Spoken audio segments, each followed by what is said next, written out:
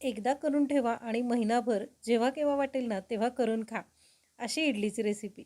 मऊ लुसलुशीत, जाळीदार, एकदम हलकी आणि तेही रेशनच्या तांदळापासून तयार केलेली. नमस्कार, डॅम्स किचनमध्ये मी दमयंती तुमच्या सगळ्यांचं मनापासून स्वागत करते. इडलीची सिक्रेट रेसिपी सांगते. फक्त एकदा करून ठेवायचं आणि महिनाभर खायची, अशी ही इडलीची रेसिपी. इथं मी रेशनचे तांदूळ स्वच्छ धुवून निवडून 3 कप घेतलेले आहेत. हे जे प्रमाण आहे ना ते तुम्ही तुमच्या गरजेनुसार कमी जास्त करू शकता. पण ते कसं ना ते बरोबर परफेक्ट सांगते. तर इथं 3 कप तांदूळ, त्याला 1.5 कप उडदाची डाळ. तांदूळ स्वच्छ निवडून घ्यायचे आणि फडक्याने पुसून घ्यायचे. उडीद डाळसुद्धा बरोबर 1.5 कप घ्यायची. आता जर का तुम्हाला दुप्पट साहित्य हवं असेल ना तर फक्त याची दुप्पट करत राहा. अर्धा कप पोहे. हे पोहे जे आहेत ना ते कांदे पोहे. तर हे सगळं साहित्य घ्यायचं, कढई तापत ठेवायची आणि तापलेल्या कढईमध्ये पहिल्यांदा पोहे भाजून घ्यायचे. आता पोहे जे आहेत ना ते पटकन भाजले जातात, पण आपल्याला ते जास्त भाजायचे नाहीत, म्हणजे लालसरसुद्धा करायचे नाहीत. फक्त कोमट करायचे. हाताला चटका बसेल एवढे कोमट झाले की पोहे काढून घेऊयात. त्यानंतर तुम्ही बघू शकता की पोहे आपले एकदा भाजून झाले की आपण उडदाची डाळ भाजून घेणार आहोत. उडदाची डाळसुद्धा खूप कडक भाजायची नाही, खूप लालसर करायची नाही, फक्त गरम होईतोपर्यंत. आता या ज्या मी स्टेप सांगते ना त्या स्टेप अगदी व्यवस्थित फॉलो करा, म्हणजे तुमची इडली आहे ना अजिबात चुकणार नाही.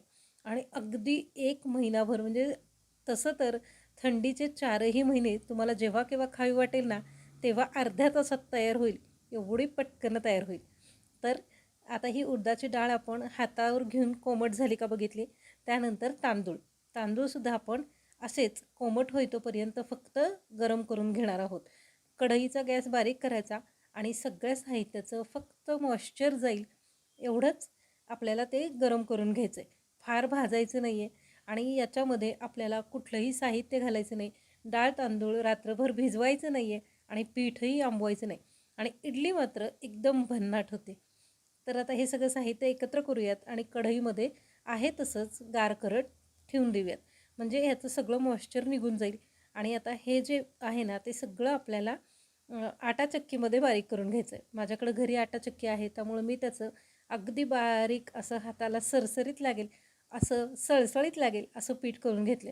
तुम्हाला मिक्सरवरती करायचं असेल ना तरी तुम्ही करू शकता, पण मिक्सरवरती केल्यानंतर मात्र एकदा चाळून घ्या, म्हणजे वरची राळ निघून जाईल आणि इडली अजिबात चरबरीत होणार नाही, इडलीला चिरा पडणार नाहीत. बाहेरून दळून आणलं ना तर फारच छान. तर आता इथं 1.5 कप मी पीठ घेतलेलं आहे. 1.5 कप पिठामध्ये 16 इडल्या मोठ्या आकाराच्या व्यवस्थित होतात. आता चवीनुसार मीठ घालूयात आणि अर्धा चमचा इनो घालून घ्यायचं. आणि हे जे आपलं मेजरमेंटचं भांडं आहे, म्हणजे जेवढं पीठ आहे ना त्याच प्रमाणात पाणी घ्यायचं आणि 1 कप पाणी पहिल्यांदा घालून घ्यायचं. जेवढं पीठ आहे तेच, म्हणजे प्रमाणाची जी वाटी किंवा कप तुम्ही घेतला असेल ना तोच वापरा, म्हणजे पिठाचं आणि पाण्याचं प्रमाण कमी जास्त होणार नाही आणि इडली मात्र मस्त अशी फुगेल. तर एकदा पाणी घालून घेतलं, पीठ छान हलवून घेतलं, तेव्हा हे दाटसर झालं. तर आपल्याला पुन्हा एकदा 1 कप पाणी घालून घ्यायचं. 2 ते 2.5 कप पाणी याला लागतं. पाणी घालताना सुद्धा अगदी पटकन किंवा पहिल्याच वेळेला सगळं पाणी घालायचं नाही. तर जसं जसं लागेल ना तसं तसं टप्प्याटप्प्याने थोडं थोडं पाणी घालायचं आणि आपलं नेहमीचं जे इडलीचं बॅटर असतं ना तसं हे तयार करून घ्यायचं. आता तुम्ही बघू शकता चमचा फिरवताना हाताला दाटतंय, म्हणजे हे पीठ अजूनसुद्धा घट्ट आहे.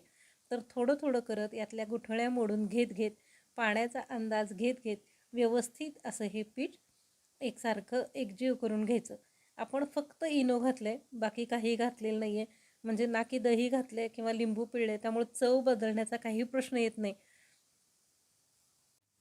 आता हे प्रीमिक्स जे आहे ना ते अगदी 4 महिने मस्त असं बाहेर टिकतं बरं का. म्हणजे एकदा जर का तुम्ही करून ठेवलंत ना तर थंडीत जेव्हा केव्हा मनात येईल तेव्हा तुम्ही त्याची इडली करून खाऊ शकता. म्हणून थंडी चालू होतीये त्याच्या आधीच हे प्रीमिक्स तयार करून ठेवा. पाहुणे येणार असतील तर खूप भांड्याचा पसारा न काढता, आदल्या दिवशीची भांडी, नंतरची भांडी आणि खूप राडा न करता आणि एवढं सगळं करून इतकी भांडी काढून परत घरातले म्हणतील की काय फक्त इडली तर केली. तर आता हो, फक्त इडली तर केली असं म्हणायचं आणि झटपट इडली करायची. तर हे बघा, आता आपलं पीठ गुठळ्या मोडून व्यवस्थित तयार झालेलं आहे. आता याच्यावरती आपल्याला झाकण ठेवायचं आहे आणि अगदी घड्याळी 3 ते 5 मिनटं, म्हणजे कमीत कमी 3 मिनिटं, जास्तीत जास्त 5 मिनिटं, बस एवढंच झाकून ठेवायचं. आणि त्यानंतर ही प्रीमिक्सची इडली आपली बघा आता पीठ कसं तयार झालं. तर हे जे पीठ आहे ना, तोपर्यंत आपण एका बरणीमध्ये भरून ठेवूयात. तुम्हीसुद्धा एका बरणीमध्ये, एका डब्यात, कशातही भरून ठेवा आणि स्टोअर करा. वाढदिवस असेल, आयत्या वेळेला मेनू करायचा आहे, किंवा खूप सारे पाहुणे येणार असतील आणि तुम्हाला काहीतरी पोटभरीचं आणि झटपट करायचं आहे, तर हे प्रीमिक्स एकदम भारी आहे. प्रीमिक्स करून ठेवा आणि जेव्हा पाहुणे येतील तेव्हा फक्त पीठ कालवा, पाण्यामध्ये मिक्स करा आणि इडल्या करायला घ्या. अरे सगळेजण तुमची वाहवा करतील की इडली एवढ्या झटपट कशी झाली. त्यावेळी माझं नाव सांगायला विसरू नका हां, आणि हा व्हिडिओ शेअर करायला विसरू नका. तर इथं आपण हे जे पीठ आपलं तयार झालं ते 5 मिनटानंतर काढून घेतलं आणि त्याच्या इडल्या करायला सुरुवात केलेली. पीठ व्यवस्थित झाले, पळीतून व्यवस्थित पडते. आता इडली पात्राला तेलसुद्धा लावायची गरज नाही, अजिबात तेल लावायचं नाही. इडली पात्र स्वच्छ करून घेतलं की त्याच्यामध्ये हे पीठ घालून घ्यायचं. आवडली की नाही ही भन्नाट रेसिपी? असेच नवनवीन व्हिडिओ पाहण्यासाठी चॅनल सबस्क्राईब करायला विसरू नका आणि हो, व्हिडिओ लाईक करायला अजिबातच विसरू नका. मला माहिती आहे व्हिडिओ बघितल्यानंतर तुम्ही लगेचच आता हे प्रीमिक्स करायला घेणार आहात, कारण जवळच एखादा कार्यक्रम किंवा वाढदिवस असणारच आहे आणि जेव्हा असेल त्यावेळी तुम्ही ते करून वापरणार आहात. तर आता इथं मी एका बाजूला कुकरमध्ये पाणी उकळत ठेवले, त्यामध्ये हे इडलीचं स्टँड ठेवून देऊयात. आता तुम्ही बघा, खालची स्टँडची बाजू बुडेल एवढं पाणी घातलं आणि कुकरमध्ये हे इडलीचं स्टँड ठेवून दिलं. आता शिट्टी काढून घेतली आणि कुकरमध्ये एक 10 मिनटं फक्त आपण वाफ काढून घेणार आहोत. 10 मिनटानंतर हे बघा, झाकण बाजूला केलं, मस्त अशी इडली फुगली. वाफ तर एवढी सुंदर आली आहे, जाळी पण खूप छान सुटली.